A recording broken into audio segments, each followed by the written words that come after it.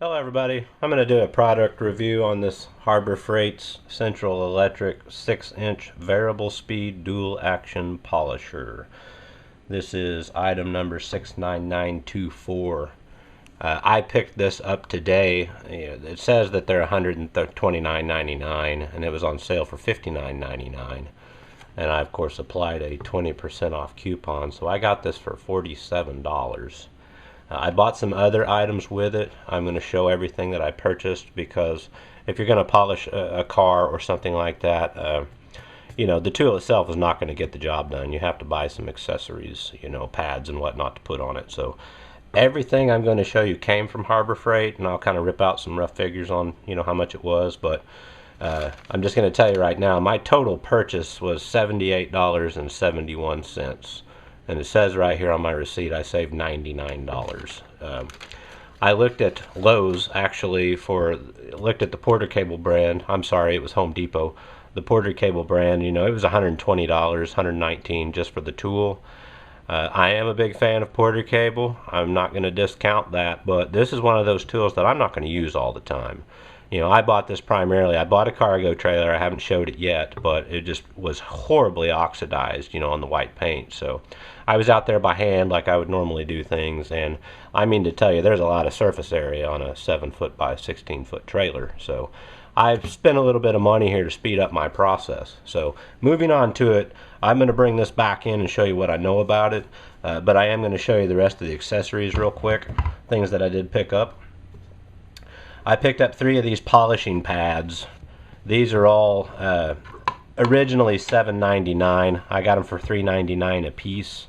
This orange colored one here, it is the firmest one, so it would do your most aggressive cutting when you put your compound on it. You can see I've taken a slice out of this. This is not because the pad is real cheap or anything. On the top of my trailer there's a drip edge that runs down the whole side, and I got above that sharp edge and the tool came around and just sliced that. No fault of this product, that was my doing, but it still works fine as it is.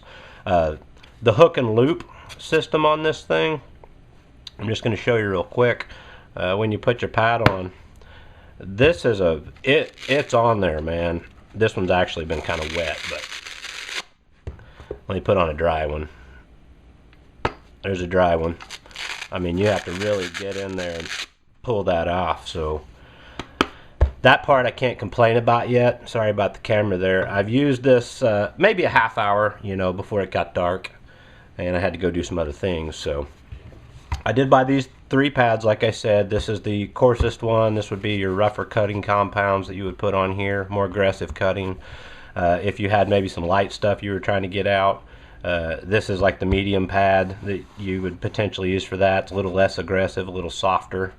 And then this black one here is the finishing pad, very soft. You just smear your wax out with it and basically use this one. I'm not going to get into detailing and all the nuances there because I don't know much about it. There are tons of other videos, that you can get your information from on that. I'm really just going to focus on the tool itself. Another thing that I did purchase were 2 bonnets that you can put over one of your whichever pad you want. Put it over there. These are terry cloth bonnets. Seem to work okay. And I also purchased 1 wool polishing pad. I think this was $2.59. That's about all I got there. The only other thing I did purchase was some microfiber towels. These were, I believe, $10.99, and they were on sale for $5.99. I don't really have much experience with microfiber towels, so I can't really say whether or not these are good or bad. But hey, they worked. I've used some orange ones in here. There are 12 towels here. They're about this size. About the size of a shop rag, I guess. I don't know if that's big. I don't know if that's small. But anyway, I did purchase those. Now let's move back into the grinder itself, or the polisher, I'm sorry. This is a DA polisher, so it's dual action, which means it will freewheel in one direction but also make an orbit. So basically like a random orbital sander. The handle came with it. This oddball wrench, I know where this goes, but I don't really know what function it serves, but I'll get to that in a minute. This particular wrench right here, little complaint here, but I'll address these appropriately. It did come with an extra set of brushes, which I thought was kind of a neat surprise. You know, if you wear your brushes out in the motor, put a new set in. And it came with this little, a replacement plastic screw, which is actually this screw right here. I don't know why it would have a separate one in here. I see no reason for that, but it has it. And of course it came with the manual, and the only thing I'm going to say about the manual is, yeah, right. Specifically when it talks about cleaning, maintenance, and lubrication, the only thing it says in here is to basically examine it and look at it for damage and wipe it off after use. It doesn't say anything about maintenance or especially lubrication, you know, but their manuals aren't, you know, quite all that. I went this direction instead of like a Porter Cable or, you know, a Meguiar's or something like that because the money was right and it's not going to be used all that much. The first thing that I will say about it that you'll have to put the handle on. I'm going to go ahead and start taking this off. The switch itself to turn it on is right here on the side, and if you try to push it just from this top corner or the bottom corner, it doesn't really want to go, you know, and I kind of read one review on that where people complaining about that. But if you actually square your thumb in it, it's very easy to turn on, pop it there, turns right back off. Other than that, no issues whatsoever. Plastic case, overall construction, fit and finish looks to be pretty nice in my opinion, you know, for the money I spent. I'll go ahead and take this top guard off here. This is just a plastic guard. I guess if you bang it into something, it'll help protect whatever finish it is. So that's basically it right there.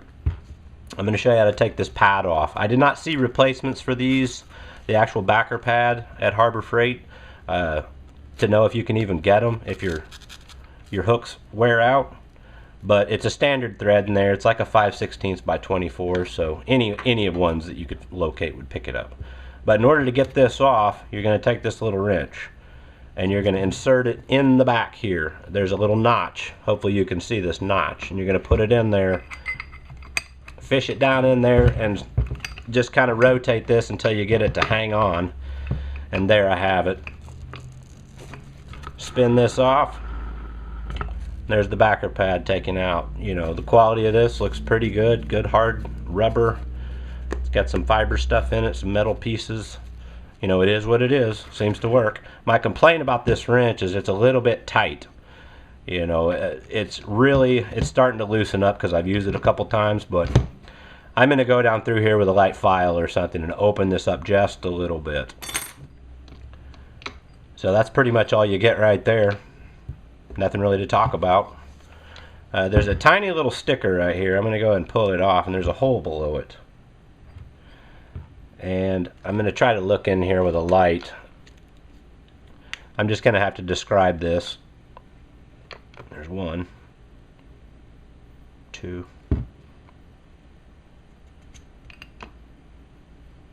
3. There's possibly 4 recessed holes down in here. I have one of them lined up right now. This is an Allen key that has been turned to a round shape on one side that actually goes down in this hole and locks this right here. And I don't know what purpose that would serve. I cannot think of one unless you were trying to take these screws out to disassemble this for some reason.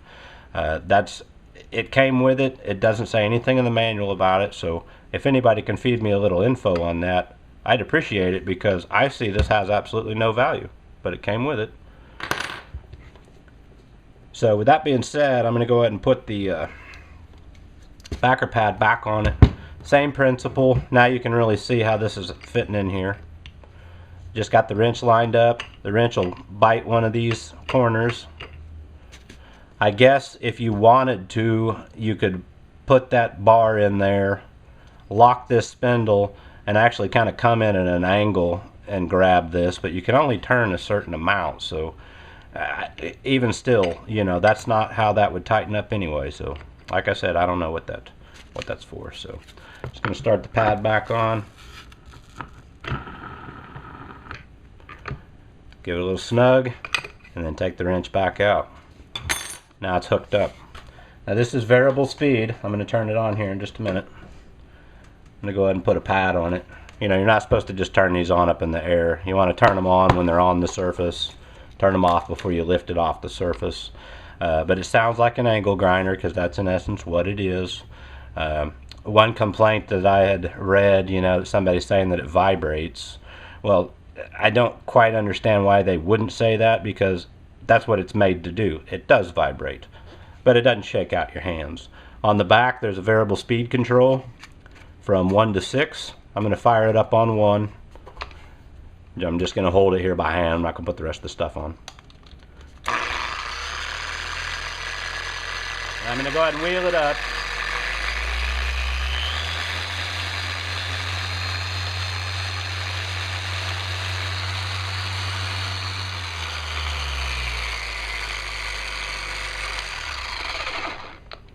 You know, of course it vibrates a little bit, but you know, it was not bad. As you can see, it doesn't wear you out. All in all, for the money, you know, I think it's a great tool. There's nothing in here that I see that I need to correct or modify like some other things that I bought.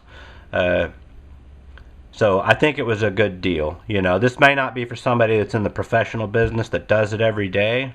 But for somebody like me who's got a one-off project that wants to save some time or occasionally do their car or something, which I'm not really into that, you know, this will make the job go easier and quicker. And I'm all about that, especially on things that I don't like doing.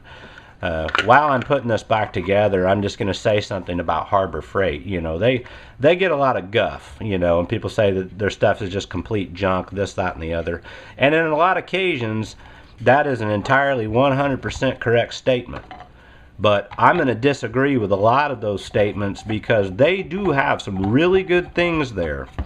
But you have to kind of know tools in the beginning and what quality is and what quality is not. And how often you're going to use the tool. You know, I'm not going to go out and spend $200 for something to use it once, maybe twice, if I can get away with spending $30 or $40 and get my job done. You know, if I was doing it on a day-to-day basis, I might go a different avenue. I've got tons of tools from the top shelf down, and I will say, you know, out of most of the stuff I've reviewed for their products, I've been satisfied with it. Some of the things I've had to kind of make you know, corrections to, as you see in some of my other videos, but I saved a lot of money by doing that. So I'm not opposed to that. But all in all, I think this is an outstanding buy if you can catch it on sale and if you can use a 20% off coupon. Now, if I had to pay $130 for this at Harbor Freight for just the machine and the backer pad and nothing else, I would have went ahead and purchased the Porter cable for $120 and, you know, bought whatever foam pads that I wanted to use. But I got a good deal on it. Like I said, the only thing that's a little fickle in my opinion is the switch. But if you actually hit it straight and push straight in, it seems to work great.